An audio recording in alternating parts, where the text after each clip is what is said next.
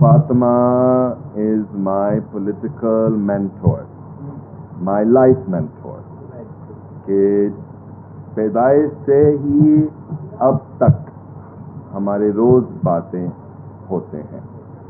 And I remember ہم کچھ وقت کے لیے دونوں ایک ہی اسکول پہ جاتے تھے، اور ہم گاڑی میں ان کے جو بھی وہ ہسٹری کلاس میں پڑھ رہی تھی وہ مجھے بتاتی تھی.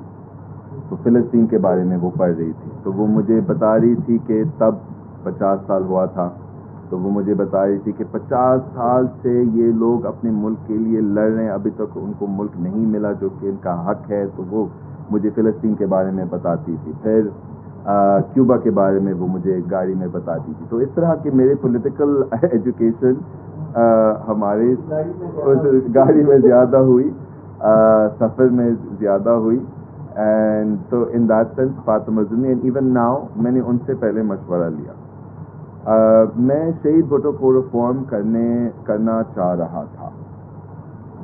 اینڈ میں زیادہ تفصیل میں نہیں بتاؤں گا، مگر جب میں پاکستان آیا تھا 2020 میں، یہ میرا ٹاسک تھا کہ آپ شہید بھٹو کو صحیح کراؤ. Unfortunately, there were too many barriers.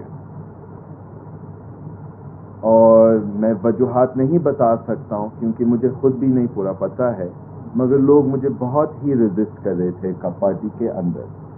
زیادہ نہیں مگر کچھ لوگ، اور ابھی بھی مجھے ریزسٹ کر رہے ہیں. اور جب سے میں نے اپنا الگ پارٹی کا اعلان کیا، وہ تھوڑا اور بھی فورس ڈال رہے ہیں اور ہم برداشت کر رہے ہیں. مگر بس یہ افسوس کی بات ہے کہ ہم اسی ماحول میں چل نہیں پا رہے تھے.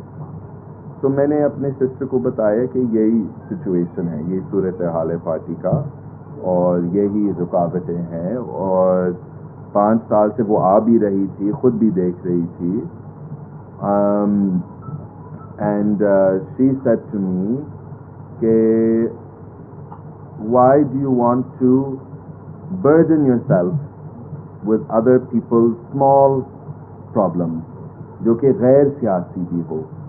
فلانا نے مجھے یہ کہا، فلانا نے مجھے یہ کہا، فلانا نے مجھے یہ کہا. So